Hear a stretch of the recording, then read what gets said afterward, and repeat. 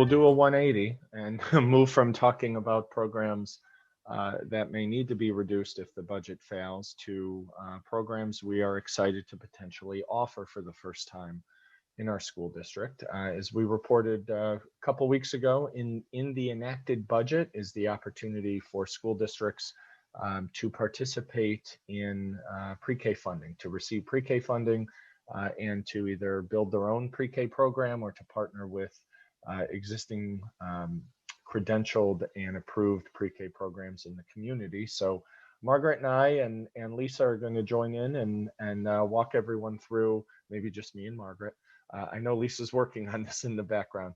We'll walk you through what is in the budget, the potential dollars that could come to Hendrick Hudson, and the opportunity to offer pre-K to our 4-year-olds. So Greg, go ahead.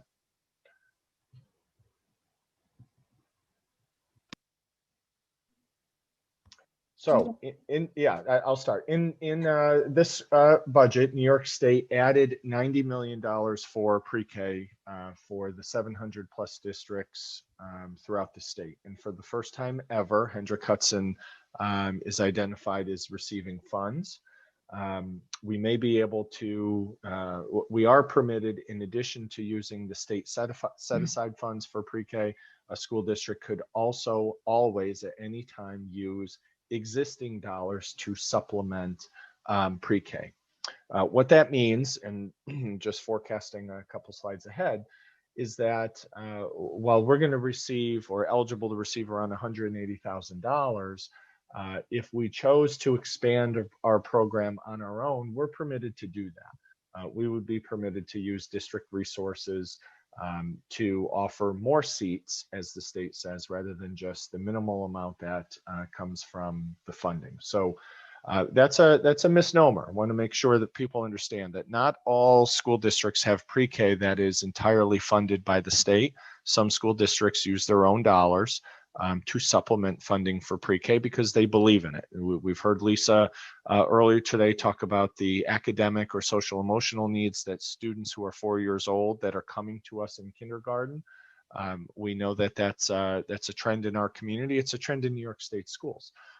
Also, many pre-Ks were closed last year because of COVID. So while some families may have traditionally leaned on pre-K to jumpstart their child's educational career, many of them did not, were not open last year. So certainly we have seen a trend with students entering our school and going through our pre-K, our kinder camp in the summer that have some specific needs. And Margaret, if you want to expound on any of that.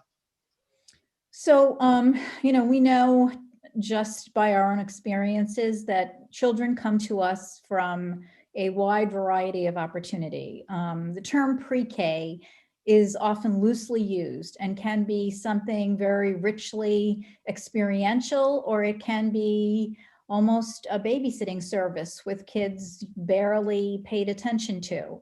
And I, as a former kindergarten teacher and former pre-K teacher, I can tell you that as kindergarten folks, we know firsthand what our kids are coming to us with, and those kindergarten rooms often have the widest gaps in instruction. I actually just today spoke informally with two people who were lamenting at how far apart some of their children were in terms of just book handling understandings. So that's a gap that we'd love to close. We've been talking about it for a long time. I think on one of our calls, Joe, was interesting that some of our staff also did not fully understand that universal pre-K does not fund the entire program that a district puts forth. As Joe said, our allocation is $183,000 in parentheses, 34 half-day slots. Well, $183,000 is not really a lot of money when you consider staffing that has to go into the model. You have to have obviously a full-time certified teacher, a teacher aide. There are restrictions about class size that are imposed by the state that the district would have to write variances for. We need classroom space. Despite all of what seem to be challenges, this is a very significant opportunity for our community. You want to go to the next slide?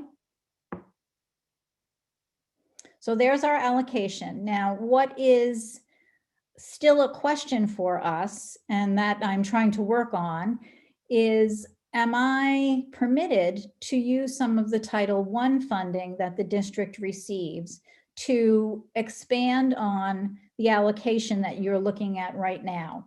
So there are different pots of money that we can potentially apply to this if we decide to move forward with it. I'm waiting for someone up at NYSID to get back to me and explain very clearly what we can, if we can, utilize additional funding streams to expand potentially the 34 seats that are slotted, and obviously be able to fully prepare for students to come, whether it be this September or next September. Next slide. So building the program, the district actually has a requirement to put out an RFP, a request for proposals, with local pre-Ks to partner with them. We would set aside 10% of our allocation for the existing pre-Ks to fund slots in those particular schools for our students. It would be within our district boundaries. And there are certain requirements that would have to be met on both ends. There are curriculum agreements that we would have to come to terms on. There may or may not be some religious concerns. So we're still exploring, as Joe mentioned, exactly what this needs to look like. I've had a few phone calls with districts that have long-standing pre-K programs, to kind of learn from them what are the things you need to be prepared to do and what are the things you need to make sure you avoid doing. We're looking at potentially housing 2 classrooms, which with an AM/PM program would provide us with 4 sections of pre-K, up to 17 in a class. And I believe actually that with 17 in a class, it would be 1 teacher and 1 teacher's aide. If you go over that, you need to write a variance or add another teacher aide for the existing program. You want to add anything to that, Joe? I was muted, sorry. The opportunity here is really significant. As Margaret mentioned, we do an RFP, perhaps we have community partners, but it would be really dynamic depending on the situation and depending on the potential situation of the partners. If the pre-K program affiliated with us or partnering with an agency could be housed in our elementary schools, kids then could learn the rules of school at 4 years old. They're identifying classrooms, they're meeting a principal, they're in a flow, they're in a routine. I have been part of school districts where pre-K students participate in art, phys ed, music, that they are really part of the K-12 experience. It's a pre-K. The teachers collaborate with each other, staff development for pre-K. So there really is the potential to increase, as Margaret said, increase our reach and bring more students and families into the organization earlier. Right.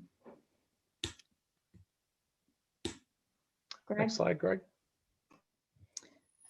So this is exactly what we're exploring. If we use Title I money, how does that govern the seats that we put forth?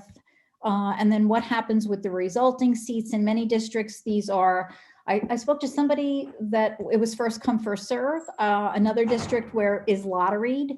And then considering the outfitting of the 2 classrooms, the opportunity to include busing, which would naturally include a midday drop off, working with local partners.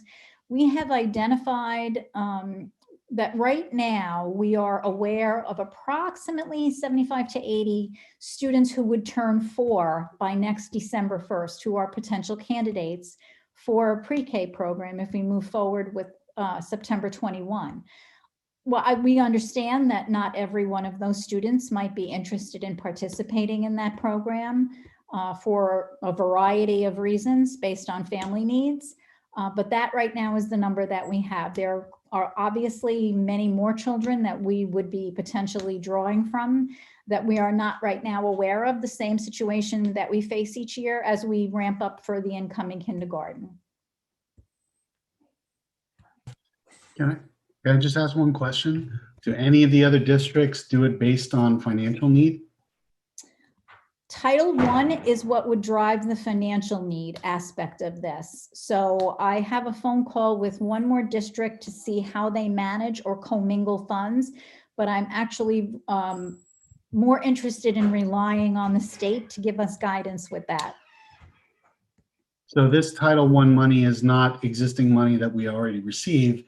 If we had this program, we would get additional funding. Is that correct? No, the Title I money is the money that we currently receive, and we would be able to allocate it for pre-K seats. We would have to identify how many seats, and we would have to prove to the state, and obviously it's federal funding, that that title money paid for, let's say, 35 seats, and I can show you the 35 students who qualified for Title I funding that took those seats. But then you're taking away from other programs that use Title I funding if you're reallocating. Is that correct? There would be some things that we are not doing, but one of them is kinder camp that we run every summer for incoming pre-K kids. So we believe that it would be money well spent when you look at the overall growth potential for kids who go to a sound preschool program. I'm just trying to determine how much more we would be spending above and beyond the additional 183 and what programs we might be taking money from.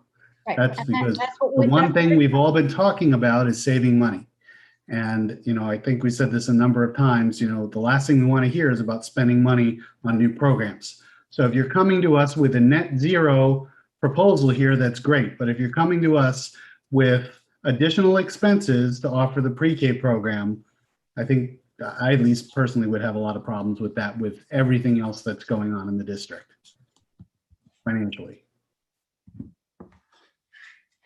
Yeah, And- we're not at the proposal stage yet, Corey, because the last slide is we, along with the 148 or 150 districts that are now eligible for pre-K funding, are going to spend some time on April 28th to learn how this works, because they're widening the net. So certainly we'll report back and see what we can use the 183,000 for, how many students we could service. It's 34, who the potential partners may be. Depending on the RFP, it's usually a contract that the board would approve with an outside agency. We're talking with our neighboring districts of who are the outside agencies others use, if they even use them. There are districts that run the program entirely, you know, under their own roof because they now have the funding to do so. Okay, but focusing on a net zero program, right? Net zero cost to the district. No. Can I ask a question? Me I'm too. sorry, Corey, it's sort of piggybacking on Corey's. I don't understand, honestly, $183,000 is not a lot of money. You figure if it's 34 children, you need to have, that's at least 2 teachers and probably 2 aides, especially with little ones. So that's, you know, you've got to have certified teachers. That $183,000 right there before you buy them a box of crayons, that money is already spent. I mean, that doesn't even include how you would afford. I mean, that 183 would basically pay the salaries and benefits probably, and not have enough money, frankly, for 2 teachers and 2 aides for these children. And that's assuming they don't have any other needs, or again, it wouldn't pay for a room. It wouldn't pay for the heat and electric in that room. It wouldn't if you were allocating costs. I think it's a nice idea, but I don't see how that's feasible without supplementing it from our funding. 183,000 simply isn't enough money to run for 34 children. It's not enough money. So I just would be curious to know where the balance would be coming from, because I don't see how it could possibly be a net sum, just a zero balance, like a complete wash. Again, these kids are going to need more than just a teacher in the room. They're going to need, all the school supplies, and they're going to need resources, and they're going to probably need, additional assistance in terms of, monitors and people helping. And that doesn't even touch the busing piece. So I don't understand where, I just don't think 183,000 a nice sum of money, but I don't see where that money is going to be able to create a program all of our own. Well, that's what we're going to learn on the 28th.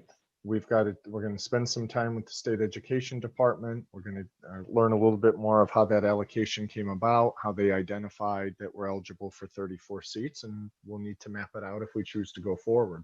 It's our understanding at this time that that money can't be used for any other district expenses. So that money is a set aside for pre-K.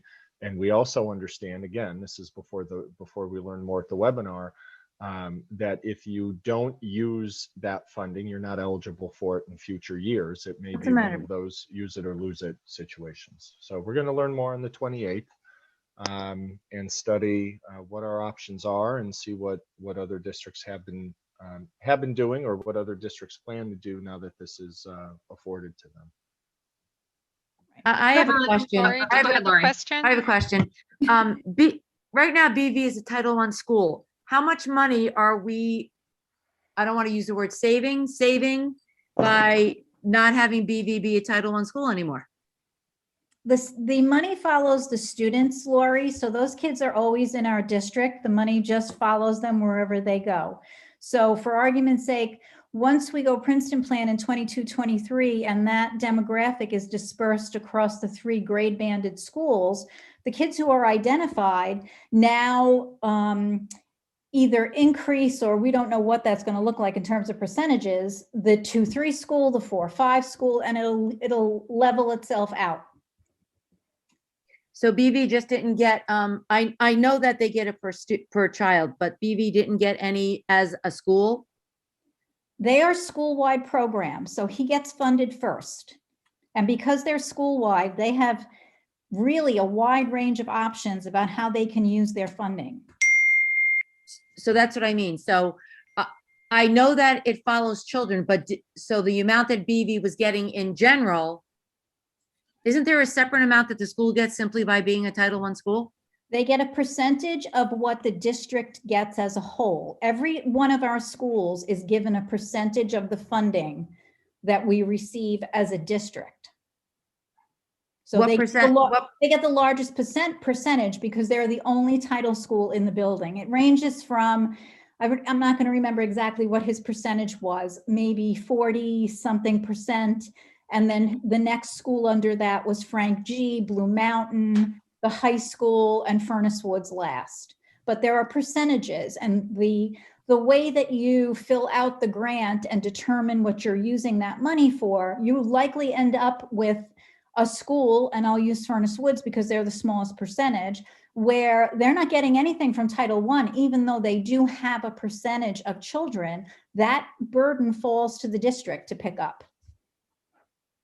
So when we run AIS programs, there are programs for kids who require support at Furnace Woods that the district pays for out of its general fund because we've exhausted the Title I money because it's required to be funded that way through the formula. So the first thing that happens is that BV gets the cut that they need. And then with Josh, well, with all the principals, we determine what we're going to do with that funding. Okay, so my question would be, if they're not getting that funding, are we thinking of using that to supplement pre-K? Well, yes, that's what we just said, that we need to find out from the feds through the state exactly how that funding can be now applied to a potential pre-K program. But that's an addition to the 183. Yes, that's a separate amount of money that we get in title funding every year, right? But doesn't that mean you're taking it away from another program to apply it towards pre-K? Like, I'm not understanding that. If we get a pot of money, that pot of money is going towards expenses that we've got to pay. If you're now shifting it somewhere else, who's going to pick up those expenses? There's no wash there. It depends on how much funding we determine to set aside for the pre-K program. They may tell us that, for argument's sake, if we get $200,000 in Title I, they may say you can only apply $150,000 towards your pre-K program. We don't know the answers to that yet. That's why we're doing the webinar. But wouldn't we have applied that $200,000 towards other programs in the district to offset costs? We used it to support an after-school program for Right. kids who are in need. We would do that during the day. So they would go away, right? No, they wouldn't Those programs? necessarily go away. Like, and I'll give you an example. So we've run after school programs for reading at the elementary level for many years. Together with Josh and Donna and Cindy, as we examined data, we recognized that it wasn't making any difference for our kids. Nobody was getting better. The attendance was so sporadic that it just wasn't worth it. Josh is a title building. He can use his money for every student in the building, even though they're not all classified as Title I students. He took his money 2 years ago, it was 1920, and instead of running the after school program, he brought in professional development to enhance the core instruction in reading. That was how he determined to use his money. Donna took a small portion of her money and she did some of that as well, some coaching with some of her primary teachers. So it's always a give and take because none of this grant money really covers all of the expenses that we incur. But we still have an obligation to make sure kids get what they need. So again, I don't know if they'll let me use any of it, all of it. That's what we're waiting to see if we can find out. And then we have to make the determination, as all of you have just said, if we have $300,000, I'm just pieing in the sky here, to throw at this program, is that enough to make a go of it? Do we restrict the number of seats and go at it differently? I need to paraphrase what you said, Margaret, because it sounds like we will not be able to implement other programs that we had if we repurpose this money for pre-K. That's what it sounds like, because the principals had the option to put that money towards towards programs, things that are needed with the students that we have. If they no longer have those funds, they will not be able to do those things for the students because it's going to pre-K. Because it's not a wash. Okay, so what I'm saying to you, two things really, Corey. One thing is we have always used general fund money to fund some of these programs because there's just not that kind of money in title grants. The second thing is we have to look at this opportunity, if we choose to, as a long-term investment in our kids. So if we're ever going to get out of the need to have AIS during school, after school, we have to look at how we're facing instruction during the day differently. That's why we've done so much. And we would have to look, we would need a business case to show if we're going to implement this program, these are the costs that are going to be reduced in the future because of implementing this program, right? That's a business case. What you're saying right now, which we don't have what we have in front of us right now sounds to me like we're robbing from Peter to pay Paul to get this pre-K done, right? And we don't. Yes. It does feel that way. Talking about this. What I'm saying is that you say that in the short term because you're looking down the road at long-term gains. Okay, so what I would need to see personally, what are the long-term gains? You're telling me we're going to be able to cut AIS. So let's say we get 183,000 from the state, but we have to kick in another 300,000 to get all the seats and to get the staffing, whatever the case is. I would want to see $300,000 in cost benefit within the next year or two, right? Or over the long term, or maybe, it's going to be compounded over a certain number of years. But otherwise, we're talking about impacting everybody's taxes again. I just, we need to see a business case that shows us net zero or some sort of benefit. We are nowhere near that level, Corey. Okay. The state came out and said, Hendrick Hudson, for the first time ever, you're going to receive state funding to offer pre-K, a set aside, not in foundation aid where we could spend it on replacing the lights or buying new uniforms, only designated for pre-K. Yep. Yes, it's only 34 seats. It's, maybe it's, AM, PM program. We don't know that. Right. What we also know is before the state allocated $180,000 for us, that districts have always been able to use title funds for pre-K if the district chose. That's not what we chose to do because we don't have enough Title I money to hire anybody to do anything remotely near a pre-K plan. All right. Now the state is giving us and other districts like us seed money to consider it because pre-K is one of the most statistically significant research-based interventions that impact student achievement. So the federal government and the state is spending a lot of money and directing a boatload of money to schools, $90 million more in New York State. We are nowhere near a plan, a proposal. We're going to learn more about this in 2 weeks on April 28th. We're not robbing Peter to pay Paul. We are way out in front of our skis on this. What's exciting is that we qualify for pre-K money. Whatever the qualifications are, whatever the criteria are, we now meet it. We have $183,000 that I don't think we want to leave on the table for pre-K. Even if it's 17 kids every day or 34 kids, AM, PM, whatever the criteria are going to be, whatever the lottery to get kids in, I don't think we also want to leave money on the table. We also don't want to take money from a 5th grade program to pay pre-K, and I appreciate that. We are at the, And I'm 100% on board with you. we are right? exploring. That's So all of it. exploring, if that's the case, that's Yes. fine. But that's not how this was presented, really, right? Well, no, it was that we have the next slide, Greg, if you could go to the next slide. On April 28th, we'll learn more about the operating aid, supplemental funding, so on and so forth. All right. We're merely saying that for the first time ever, the school district receives pre-K money. We're also saying that we receive Title I money, and districts do use Title I money for pre-K. And I would assume, Corey, that every other district that's having this conversation, there is someone like you saying, wait a minute, if we're going to now take away funding for summer camp, after school, or paying for reading help and direct it toward pre-K, exactly what you said, that we're eliminating one program to fund another. No one wants to do that. But we need to explore what the potential is and what the other funding sources are, because for the first time ever, we have almost $200,000 to engage 4-year-olds in our school district with pre-K that would be free of charge to those families. Right. That's it. Right. In which case, the financial need, I think, should be a primary consideration if we think about doing this.